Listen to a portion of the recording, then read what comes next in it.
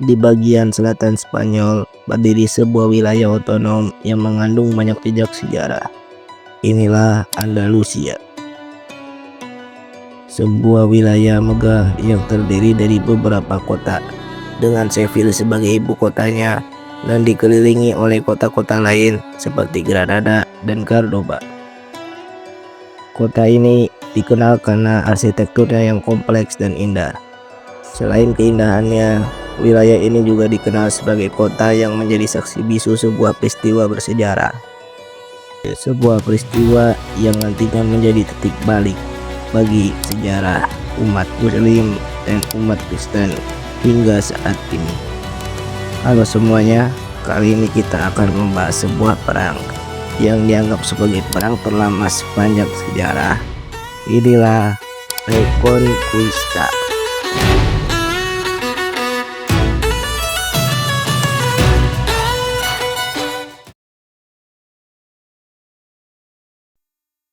Sebelumnya kita harus mengetahui dulu latar belakang dari konflik ini, di mana konflik ini berkaitan erat dengan peristiwa penaklukan Muslim pada tahun 711, di mana pasukan Umayyah yang dipimpin oleh Tariq bin Ziyad menyeberangi Selat Gibraltar dan dengan cepat mengalahkan kerajaan Visigoth.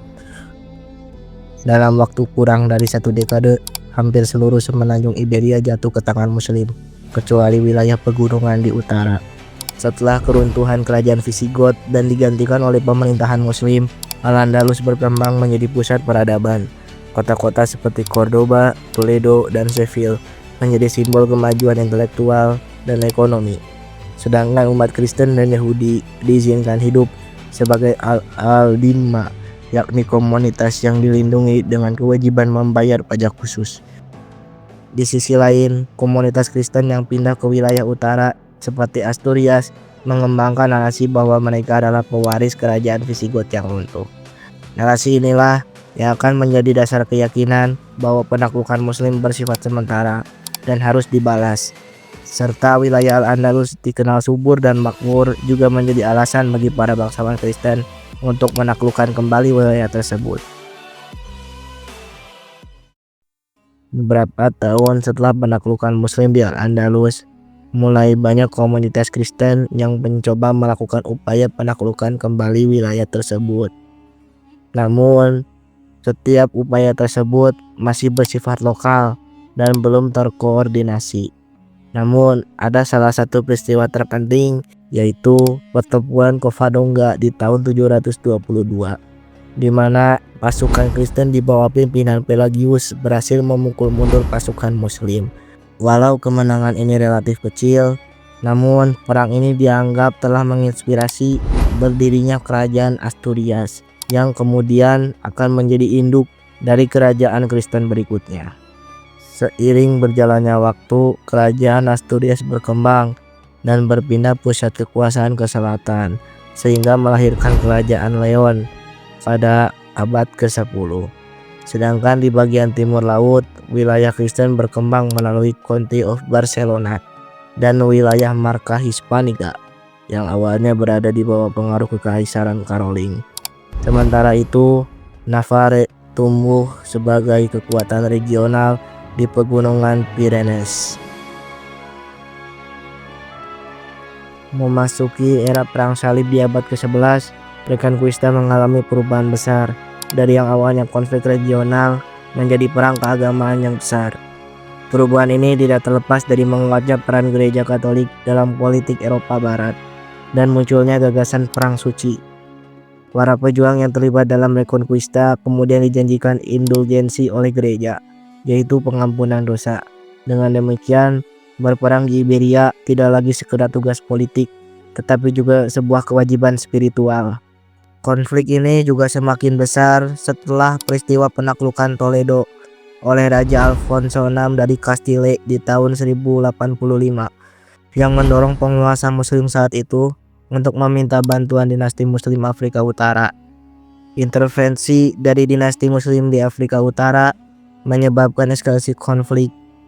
Pada masa inilah juga muncul ordo-ordo militer Kristen seperti Ordo Santiago, Calatrava, dan Templar. Ordo-ordo ini menggabungkan kehidupan religius dengan fungsi militer, seperti mempertahankan wilayah, serta memimpin ekspedisi. Puncak konfrontasi besar dalam era ini adalah pertempuran La Navas de Tolosa pada tahun 1212, di mana koalisi kerajaan Kristen Castile, Aragon, dan Navarre berhasil mengalahkan pasukan Almohad.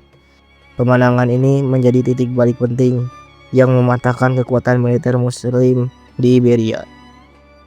Kemenangan di pihak Kristen tentunya merupakan akibat dari melemahnya kekuatan Muslim di Iberia, terutama setelah runtuhnya kekhalifan Cordoba di tahun 1031, di mana terjadi banyak konflik antar kerajaan-kerajaan pecahannya seperti Sevilla, Zaragoza, dan Toledo yang berebut kekuasaan, serta adanya pemberontakan lokal terhadap dinasti Almoravid dan Almohad yang ingin menyatukan Al-Andalus.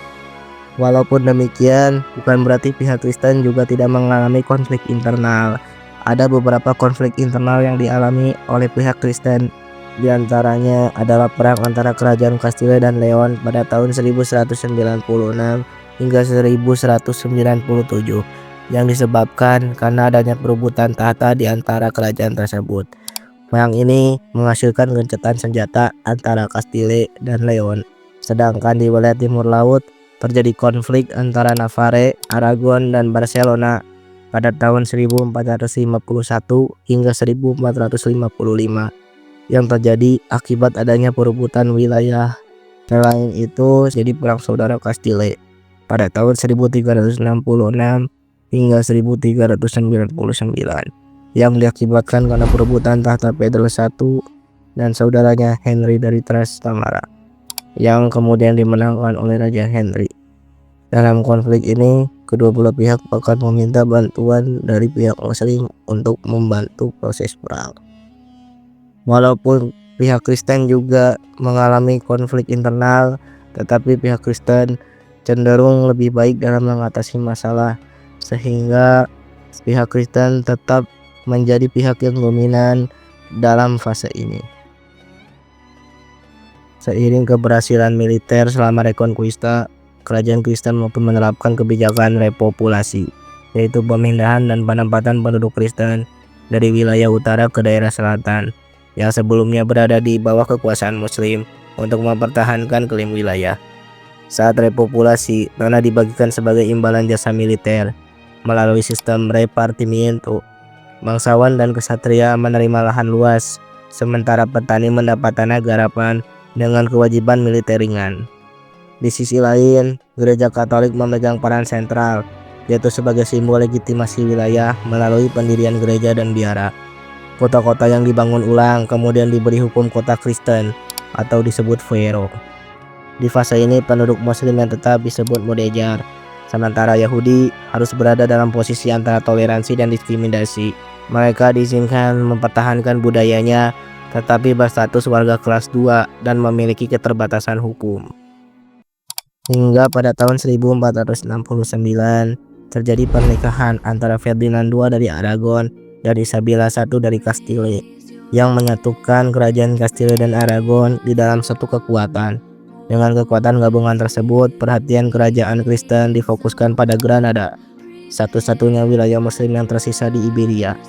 Granada sendiri bertahan cukup lama karena letaknya di wilayah pegunungan yang sulit ditembus serta sistem pertahanannya yang kuat.